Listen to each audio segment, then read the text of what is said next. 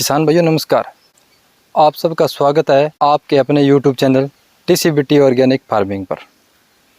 किसान भाइयों, आप सबको पता ही होगा कि जिस फसल में निमाटोड होता है, निमाटोड उस फसल को बर्बाद कर देता है और उसका असर सीधे किसान की आय पर पड़ता है, जिससे किसान की आय कम होती चली जाती है। किसान भाइयों, इस वीडियो में निमाटोड की समस्या का समाधान के लिए कुछ प्रमुख तकनीकी और वैज्ञानिक उपाय बताए गए हैं, जिसमें निमाटोड को मारने की दवाओं और संपूर्ण जानकारी दी है। किसानों के लिए फसलों की सुरक्षा बहुत ही महत्वपूर्ण पहलुओं में से एक है।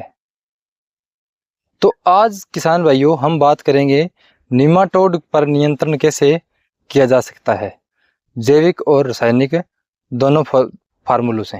निमाटोड एक ऐसा सूक्ष्म जीव है जिसका शरीर पतले धागों की तरह होता है और इसे सूक्ष्मदर्शी से देखा जा सकता है। इसका शरीर लंबा बेलनाकार और मादा गोलाकार होती है, और जबकि नर सर्पिलाकार आकृति के होते हैं। इसका आकार 0.2 मिलीमीटर से 10 मिलीमीटर तक हो सकता है। निमाटोड या सूक्ष्म कृमियों के प्रमुख रूप से फसल परजीवी सूक्ष्म कृमि हैं जो मिट्टी या पौधों की जड़ों में रहते हैं। ये जड़ गांठ सूक्ष्म कृमियों के विभिन्न फसलों पर प्रकोप के प्रमुख भूमिका निभाते हैं।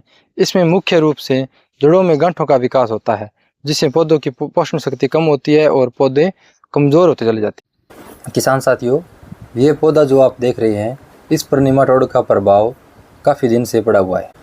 ये पौधा धीरे धीरे ख़त्म होने की कगार पे था, लेकिन हमने इसका इलाज अभी थोड़े दिन पहले किया है, जिसमें कार्बोफ्यूरॉन डाला है हमने तुरंत प्रभाव से, तो जिससे थोड़ी बहुत इसमें ग्रोथ दोबारा भी देखने को मिल रही है।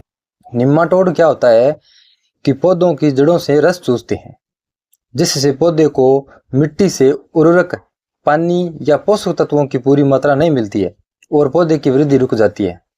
निमाटोड के प्रभाव से निमाटोड कीट की महामारी से सभी प्रकार की फसलें प्रभावित हो सकती हैं, जैसे कि जड़ गांठ रोग, पुट्टी रोग, नींबू मुरझा रोग, जड़ गलन रोग और जड़ फफोला रोग। यह फलों वाले पौधों को भी प्रभावित कर सकता है, जैसे कि अनार, नींबू, संतरा, अमरूद, अंजीर और अंगूर आदि को। निमाटोड के लक्षण।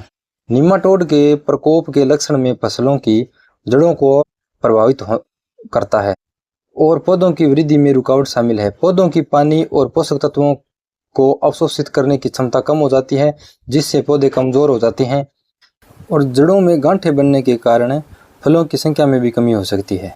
निमाटोड को नियंत्रण करने के लिए नीम की खाद, नीम पाउडर और नीम केक का उपयोग किया जा सकता है। नीम के तेल का ड्रिप द्वारा भी इस्तेमाल किया जा सकता है। इसके अलावा बायोलॉजिकल नियंत्रण उपायों का भी प्रयोग कर सकते हैं। निमाटोड का जैविक नियंत्रण करने के लिए नीम खाद का इस्तेमाल किया जा सकता है, जो निमाटोड को नष्ट करने के लिए मदद कर सकता है। नीम केक और नीम पाउडर भी मिट्टी मिलाकर डाल सकते हैं, फसलों को स्वस्थ रखने में मदद करेगा और निमाटोड की संख्या भी कम कर सकता है। निमाटोड को खत्म करने के लिए या नियंत्रण करने के लिए बेस्ट कीटनाशक निमास्टिन केन बायोसिस कंपनी का आता है, जो 2 किलो प्रति एकड़ गिरता है। उसके बाद में नंबर 2 पर है डॉक्टर बैक्टोज नेमोस, जो आनंद एग्रो कंपनी का है और 500 ml प्रति एकड़ गिर सकते हैं। उसके बाद में आता है वेलम प्राइम बायर कंपनी का, और वो अपने 300 ml गिर सकते हैं 1 एकड़ के अंदर। किसान भाइयों, आपको हमारी जानकारी कैसी लगी ये कमेंट बॉक्स में ज़रूर बताएं, और वीडियो पसंद आए तो शेयर ज़रूर करें। मिलते हैं अगले एक नए विषय और नई जानकारी के साथ, तब तक के लिए धन्यवाद।